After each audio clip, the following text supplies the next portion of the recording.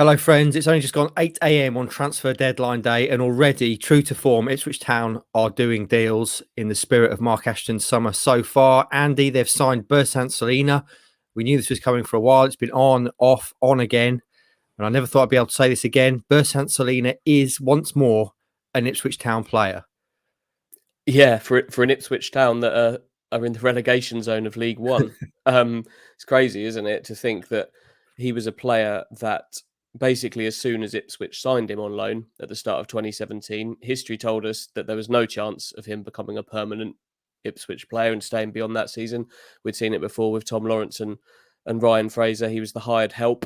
He's the hired help again now, but I don't think you can really argue that this isn't an excellent piece of business for a club in League One. It's very much the one that they've wanted all summer, and I think they'll be absolutely delighted that they've got him.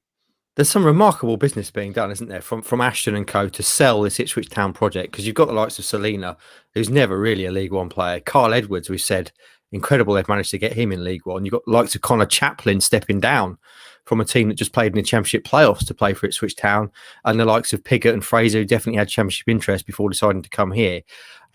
Just such impressive stuff. They've really been able to sell this project to them.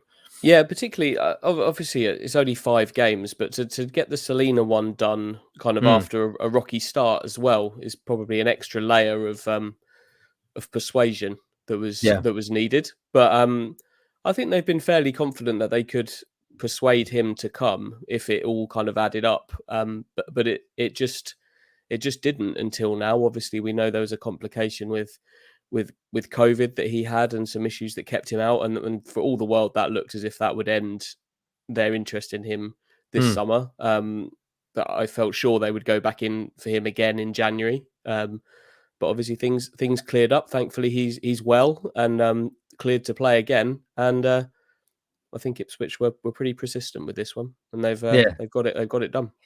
Okay, so the classic question, Andy: what does he bring to the team? Obviously, we've seen him play for Town before. That was 4 years ago, though. What does he bring to the team now?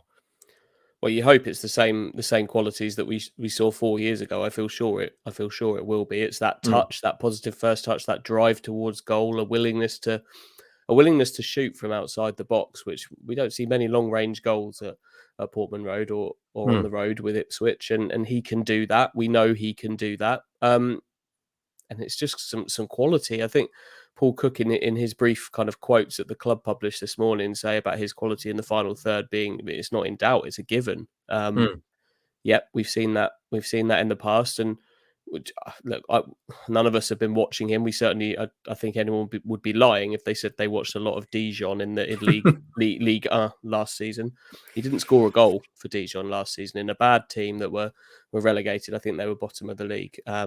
So I think it's probably fair to say that his French experience didn't work. But I think look, you've just got to hope he's the same player that he was here before and then at Swansea. And if he is, I don't think anybody can argue that he doesn't bring real quality to this team.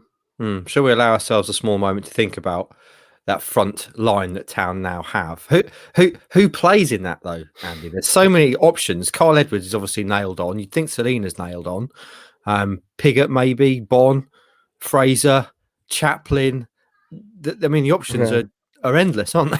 They are.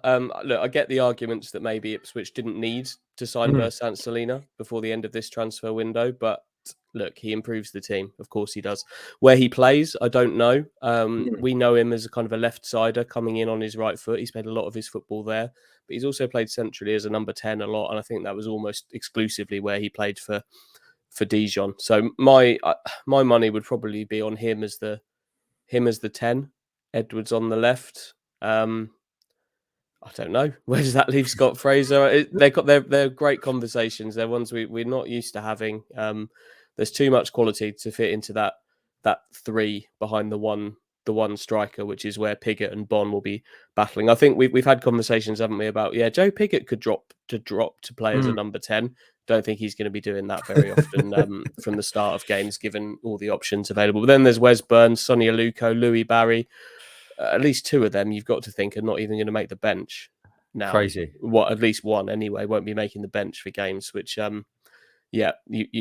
the options Paul Cook has now are ridiculous, quite frankly. But it's about finding the blend and where they play. Yeah, it's the old cliche, isn't it? It's a good problem to have. And the other problem Town have to try and solve today, Andy, of course, is are they going to get in this midfield that they seem to so desperately need after 5 games? That kind of enforcer style, tough tackling midfielder. We've spoken about Sam Morsey. Are you expecting that role to get filled today? I'm certainly expecting them to try very, very hard for it. Yes, they've signed Celina, and yes, I've seen some people are saying, why have we focused on getting another attacker? They haven't just focused on Bersant Celina. They're working very hard on signing the midfielder. Sam Morsey's the top target. It's a difficult deal to do. We know that. He's in the Championship, has been playing in the Championship, and is earning well in the Championship. So there's some convincing to do again. We've seen that Mark Ashton can convince players. This one, you've got some added cards to play in that he was Paul Cook's captain at Wigan and previously at Chesterfield as well. They know each other. They know each other very well. But if they can't get that deal done, it isn't where their recruitment in midfield ends. There are other targets. Not sure who they are at this stage, but should they need to, they'll flip on to others. I feel sure that they'll be working right up to 11 o'clock tonight to get that midfielder. Hopefully before then. Yeah, which means we'll be working right up to 11 o'clock tonight and beyond, Andy, of course. In terms, just very briefly, we should touch on outs as well, shouldn't we? We've talked about the ins. It looks like, well, Amanda Dobra is going, isn't he? Down the road to Cole U, joining that little reunion down the road, down the A12. Anything else you're expecting today? Dobra will be confirmed in the next few hours. That was done yesterday.